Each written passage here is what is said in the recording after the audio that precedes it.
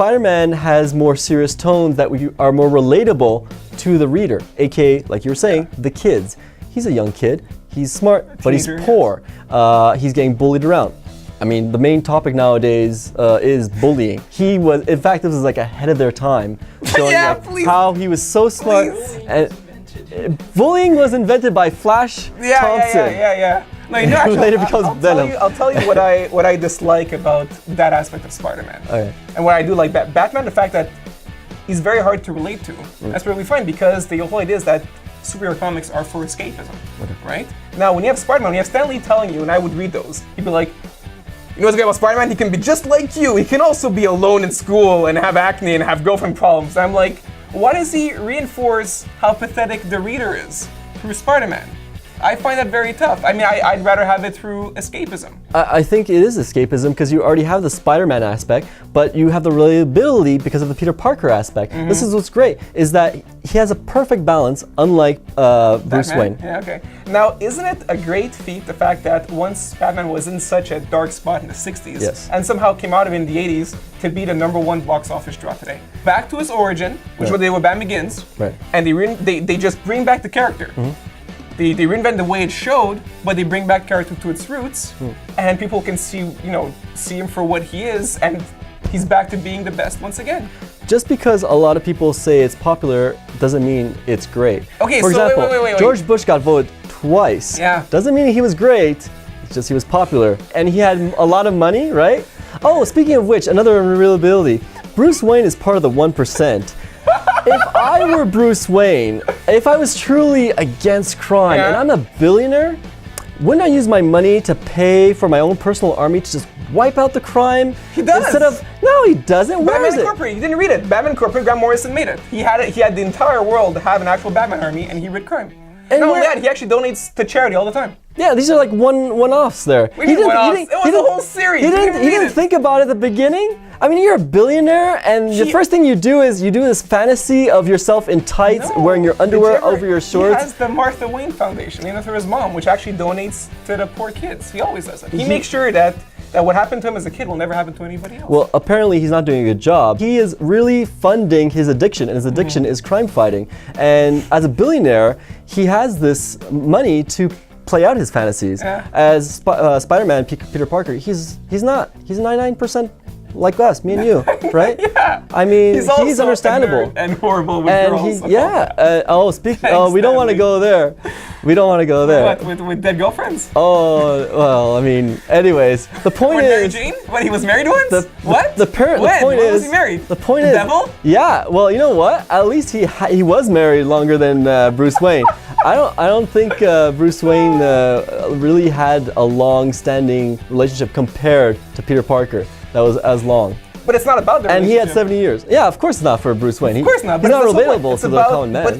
But we don't. He's for escapism. That's the whole point of it. I still say I have both from Spider-Man and Peter Parker. Peter Parker has a normal life, and he has struggles that we understand, and it makes him even super towards us because he has to overcome his social, personal problems and still fight crime and beat the people. It even shows if Spider-Man had the money, in Superior Spider-Man, he now has the money.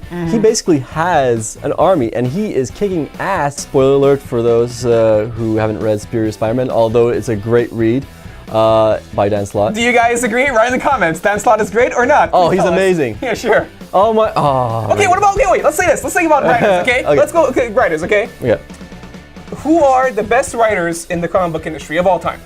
Morrison. Morrison is one of them. I would say Slott right now. Honestly, of all time. So Alan Moore is Slott's way better than Alan Moore. No, Alan Moore's good. I'm just saying currently, right now. No, I said all time. Okay. Put a list, all time. Yeah. Morrison, Moore, Frank Miller, maybe? Miller, okay. Well, Miller back in the 80s. Back in the 80s, granted. Not now. Granted, yes. I mean, he's good, but not as great as he was back then. He's not great. But that's also debatable. That's all. Okay. So, now tell me, all those three writers, what are their greatest claims to fame? Frank Miller, I honestly would say more Daredevil. Yeah, sure. Yeah, okay. That's fine. Fine by me. All right. Fine by me. Alan Moore is Watchmen, obviously, because it's not Killing Joke. Yeah, and look how... obviously. And what about Morrison? Definitely not his Batman stuff, or Arkham Asylum. Okay. Which based two games off. Hey, what about this, okay? So, adaptation to other mediums, all right? tell me this. Batman, the character that he is, people were inspired by him and created the Arkham Asylum games. Right. Okay, there are 3 now. Okay.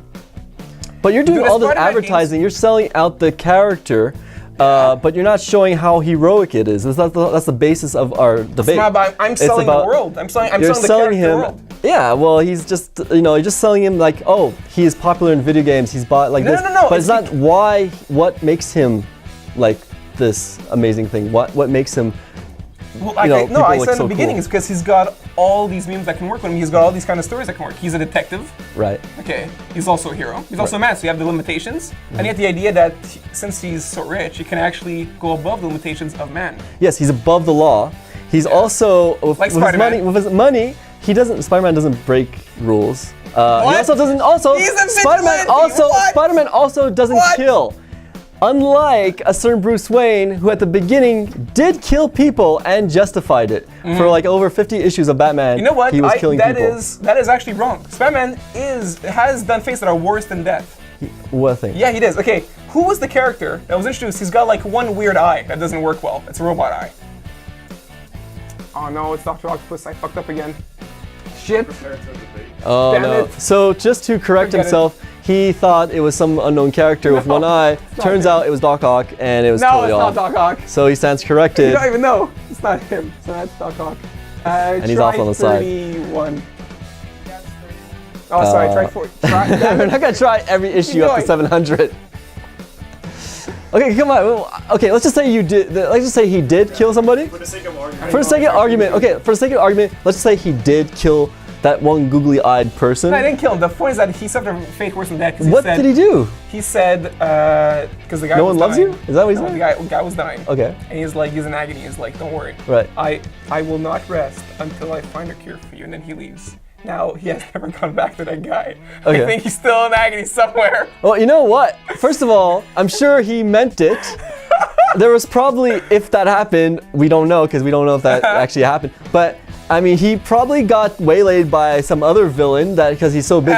And also, by the way, when we're talking about your whole point of him being a detective, and all and this, the game showed that too. Once again, it's all his fantasy world, which he can afford because he's a billionaire. Now, take away all his money and his suit, he's just a regular guy.